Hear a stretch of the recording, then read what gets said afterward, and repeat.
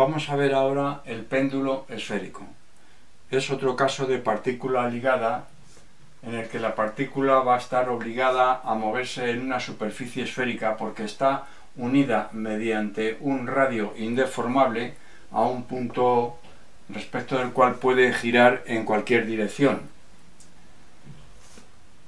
El radio R es de masa despreciable frente a la masa que se mueve. En el caso del péndulo simple, partíamos de un punto inicial justo en la vertical de O y la velocidad, en cualquier dirección que la diéramos, iba a estar contenida en un plano vertical. Como todas las fuerzas que intervenían también estaban en ese plano vertical y por lo tanto todas las aceleraciones, la partícula estaba obligada a moverse en una circunferencia en el plano vertical. Ahora no va a ocurrir eso. Ahora la partícula en un instante inicial va a ocupar una posición que no es este punto inferior, una posición cualquiera intermedia, de tal manera que la velocidad que le imprimamos va a tener dos componentes. Una componente en el plano vertical, en el plano que pasa por R y el eje Z, y otra componente en el plano horizontal. O sea que la V0 inicial será igual a una V0 vertical en el plano vertical, no vertical, ojo, más una V0 horizontal en el plano horizontal. Eso va a hacer que la partícula ya no se mueva en el plano vertical, aunque las fuerzas que intervengan, como ahora veremos, están en el plano vertical y por lo tanto las aceleraciones, debido a esta componente horizontal en esta posición intermedia, que puede ser una cualquiera, va a adoptar un movimiento como el que tenemos aquí dibujado en la figura 2. Tenemos aquí una trayectoria vista desde la vertical, o sea, la proyección de la trayectoria en el plano XY, plano horizontal en este caso, que tiene más o menos esta forma. Puede ser más o menos complicada en función de las velocidades iniciales que imprimamos y de la posición que ocupe el punto inicialmente. Inicialmente el punto tendrá en coordenadas cilíndricas, que son las que vamos a utilizar, pues una ρ sub 0, una θ sub 0 y una z sub 0. Bueno, pues vamos a borrar esta figura que ya no nos hace falta y vamos a ver qué ecuaciones vamos a utilizar para definir el movimiento de esta partícula. En primer lugar, los puntos que adopte la masa m alrededor de O van a estar siempre en una esfera, en la esfera de radio R que hemos visto. Esta esfera de radio R tendrá una ecuación, si la definimos en las cilíndricas, que son las ecuaciones que las coordenadas que vamos a utilizar, pues tendrá la ecuación z2 más ρ2 igual a r2 al radio al cuadrado. Esta es la ecuación de la esfera independiente de θ, puesto que la esfera tiene simetría cilíndrica total, no depende de θ, y esta es la condición que se da para todos los puntos. La coordenada z la vamos a considerar positiva hacia abajo, como ahora veremos, z mayor que 0 hacia abajo, por comodidad para el cálculo. Bueno, después de esta condición, ¿qué otra condición podemos aplicar? Teniendo en cuenta las fuerzas que intervienen,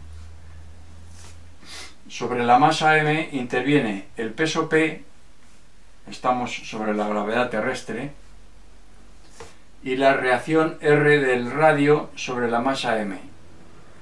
El peso P igual a masa por la aceleración de la gravedad es paralelo al eje Z, y la reacción R corta al eje Z. Por lo tanto, el momento de esas fuerzas respecto del eje Z es nulo. Si el momento respecto del eje Z es nulo, la velocidad areolar de la proyección de la masa m sobre el plano horizontal o normal al eje Z es constante, según el teorema de las áreas. Luego entonces podemos escribir que ρ2 por la derivada de θ respecto del tiempo es igual a constante. Este es el doble de esa velocidad areolar. Ya digo que es la velocidad areolar de la proyección de la masa m sobre el plano horizontal. ¿Qué otra condición podemos utilizar? Pues también la de la conservación de la energía mecánica, porque las dos fuerzas que intervienen son el peso P, que es una fuerza conservativa, es constante, y la reacción R, pero la reacción R, puesto que siempre es normal a la superficie y por lo tanto a la trayectoria de la masa m, no da trabajo. Luego entonces la variación de la energía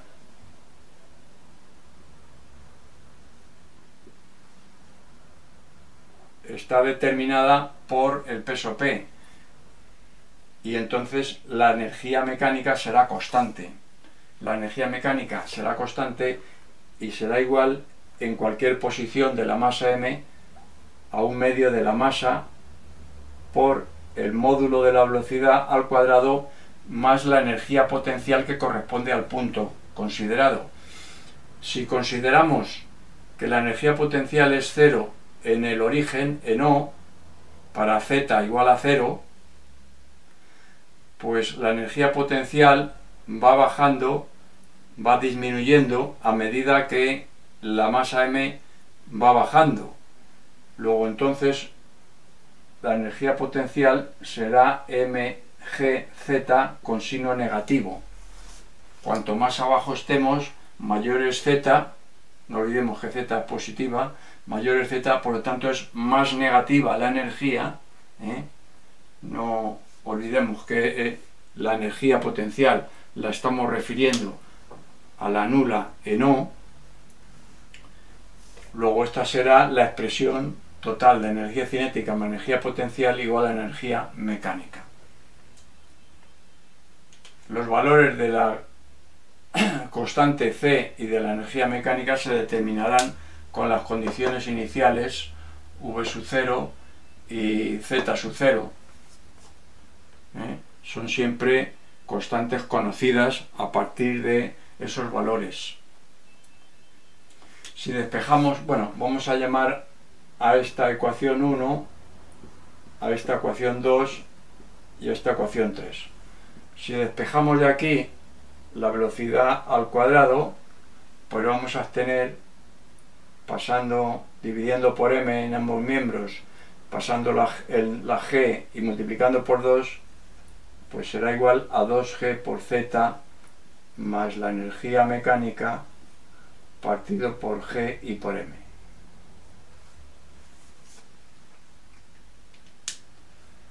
Bueno, pues con estas tres condiciones pues tenemos suficiente para determinar ρ, θ y z en función del tiempo, que son pues los que determinan el movimiento. Vamos a ver cómo operamos para obtener una primera coordenada. Vamos a tratar de obtener la coordenada z y a partir de ahí luego se obtendrán la ρ y la θ.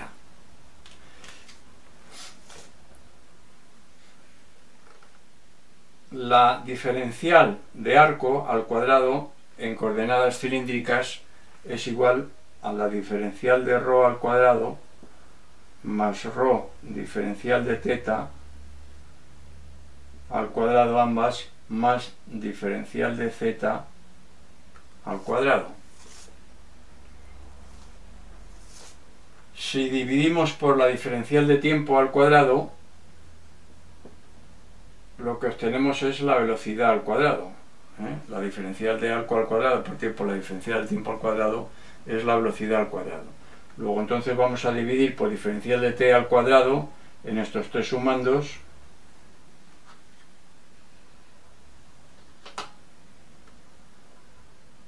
igual diferencial de t, y pongo el cuadrado ya al numerador y al denominador. Aquí voy a hacer lo mismo, voy a separarlo esto un poco,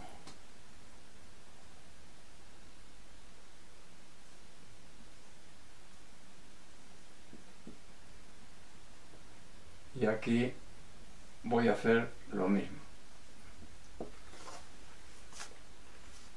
Bueno, tengo la diferencial, pues la derivada de s respecto de t al cuadrado, que es la velocidad al cuadrado, en función de las tres derivadas de las coordenadas cilíndricas correspondientes. Vamos a ver cómo dejamos la única variable z. Podemos utilizar esta ecuación derivándola para obtener la derivada de z en función de la derivada de ρ, o la derivada de ρ en función de la derivada de z. Si derivamos la 1, derivando la 1, vamos a obtener 2z derivada de z respecto al tiempo, estamos derivando respecto al tiempo, más 2ρ derivada de ρ respecto del tiempo. Esto ha de ser igual a 0, puesto que r es una constante. Si despejamos de aquí la derivada de ρ respecto del tiempo, obtengo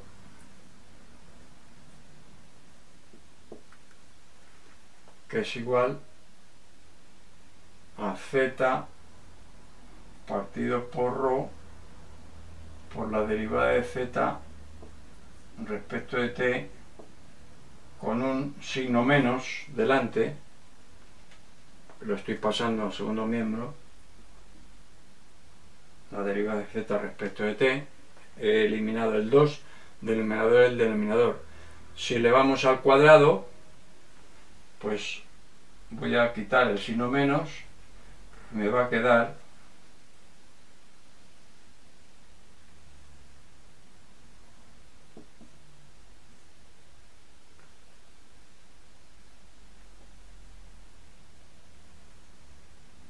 la derivada de ρ respecto de t al cuadrado, esto al cuadrado, y la derivada de z respecto de t al cuadrado, con un por en medio. Bueno, a veces el por, no, como ya sabe, no es necesario. Cuando no se pone nada en una expresión, quiere decir que se están multiplicando las distintas variables o factores que haya en la expresión. Bueno, de aquí, de la 2, puedo obtener la derivada de θ respecto de t en función de c y de ρ2. Si despejamos y elevamos al cuadrado, tengo que la derivada de θ respecto de t al cuadrado es igual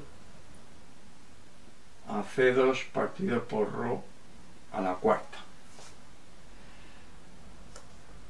Bueno, pues ahora ya tengo aquí la derivada de ρ respecto de t en función de z, y la derivada de z respecto de t y de ρ, y derivada de θ respecto de t al cuadrado en función de c y de ρ a la cuarta.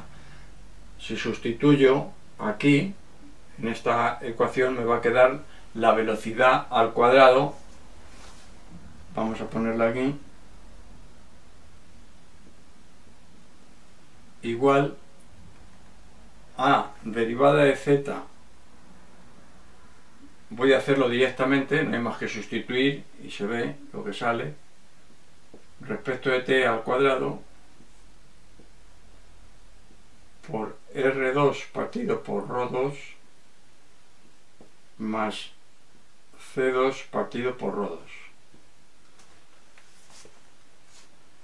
Bueno, pues con esta ecuación y esta otra, la 3 modificada, vamos a tener una ecuación en la que ligamos la derivada de z respecto de t con z y ρ.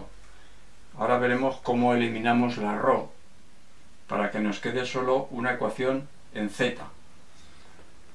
Vamos a borrar aquí. Esto ya no nos hace falta. Esto tampoco.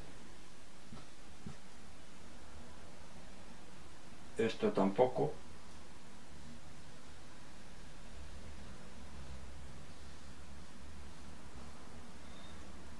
Y esto tampoco.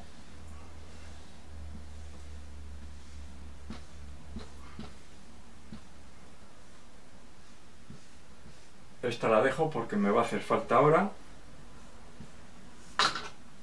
Esta y esta. Con estas tres ecuaciones vamos a ver cómo obtengo la derivada de z respecto de t en función de z únicamente. Si sustituyo aquí v cuadrado por la expresión que tengo aquí, me va a quedar la expresión derivada de z respecto de t al cuadrado por R2 partido por ρ2 más C2 partido por ρ2 igual a 2G por Z más a la energía mecánica partido por la aceleración de la gravedad y por la masa la voy a llamar la constante B para abreviar un poco, para simplificar la expresión. Esto es una constante, luego voy a poner la constante B. Bien, si ahora despejamos la derivada de z respecto de t al cuadrado, pues obtengo esta expresión.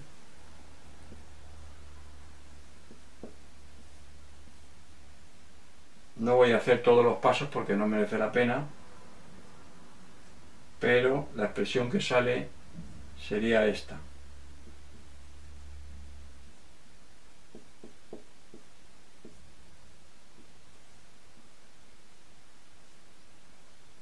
Esta sería la expresión despejando en esta ecuación derivada de z respecto de t al cuadrado.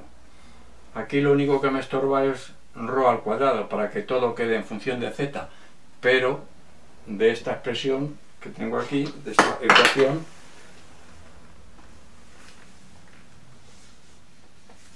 puedo definir z en función de ρ o ρ en función de z. ρ2 es igual a R2 menos Z2. Si sustituimos aquí ρ2 por R2 menos Z2,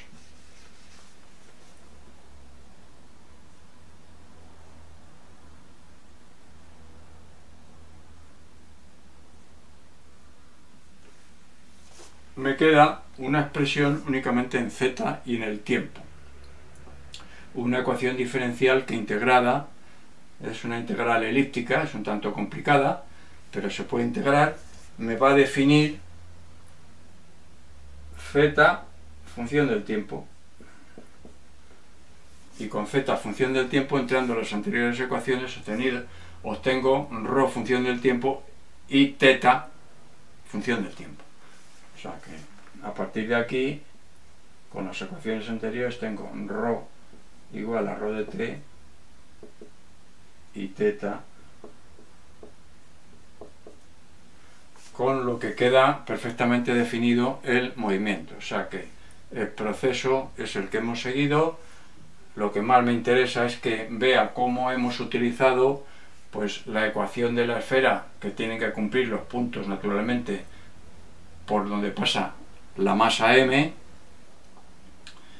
la ecuación de la constancia de la velocidad areolar a partir de que el momento cinético es nulo, puesto que la derivada del momento cinético, puesto que las fuerzas, como ya sabe, el momento de las fuerzas que se aplican en una masa es igual a la derivada del momento cinético.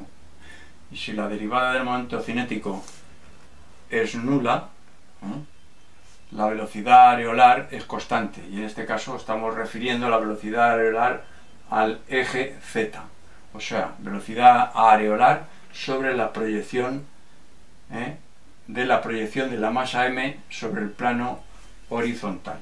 Y por último, la constancia de la energía mecánica, porque la fuerza R es ortogonal a la trayectoria y por lo tanto no da trabajo, no hay modificación de energía por la fuerza R, y la única que da trabajo o que modifica la energía es el peso P, que es una fuerza conservativa.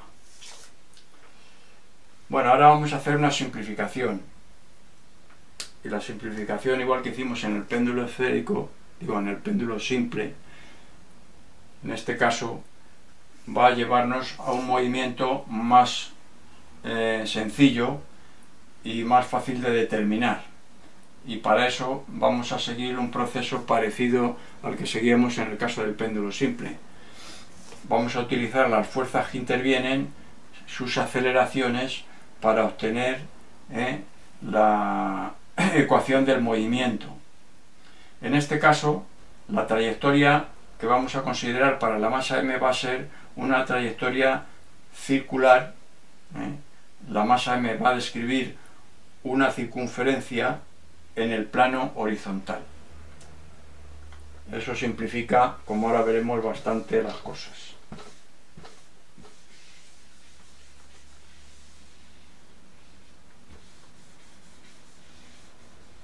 Al ser la trayectoria horizontal, o sea que la energía potencial de todos los puntos es constante, como la energía mecánica es constante, la energía cinética es constante, ¿no? La energía mecánica es igual a la energía cinética más la energía potencial. Energía mecánica constante, potencial constante, la energía cinética es constante. Y si la energía cinética es constante, que es igual a 1/2 de la masa por el módulo de la velocidad al cuadrado,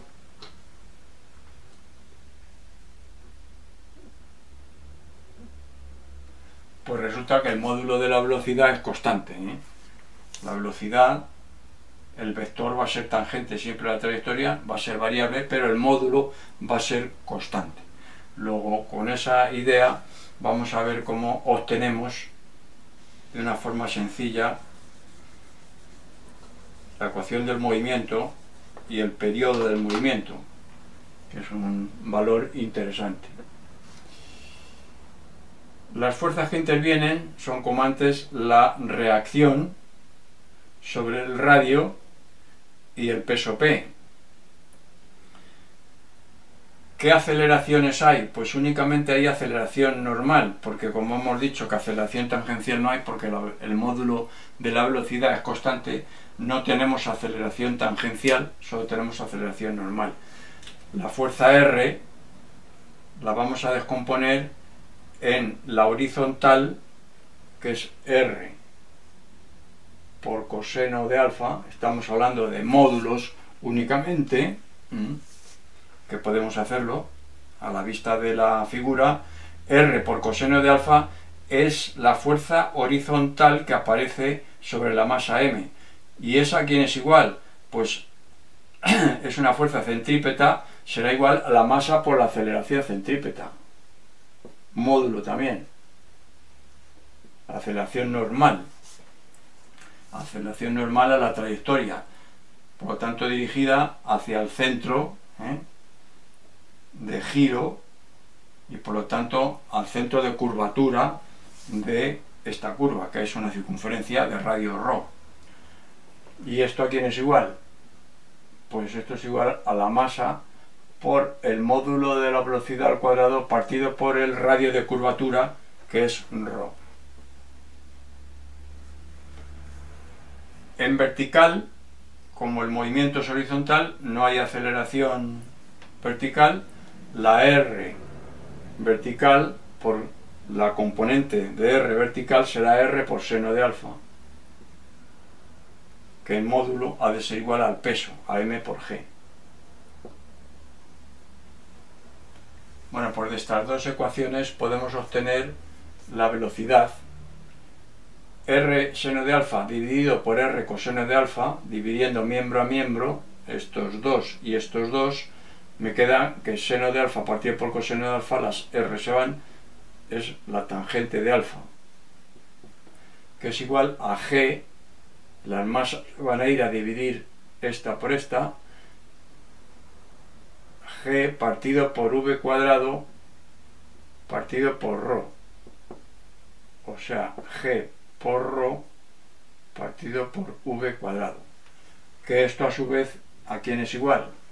Pues es igual a Z, la tangente de alfa, alfa es el ángulo este con la horizontal del radio, Z partido por ρ, la Z del punto de la trayectoria. De aquí puedo despejar la velocidad al cuadrado de esta igualdad y me queda la velocidad, está yendo ya a la raíz cuadrada, el ρ con el ρ cuadrado, al extraer la raíz cuadrada me va a quedar ρ por la raíz de G partido por Z.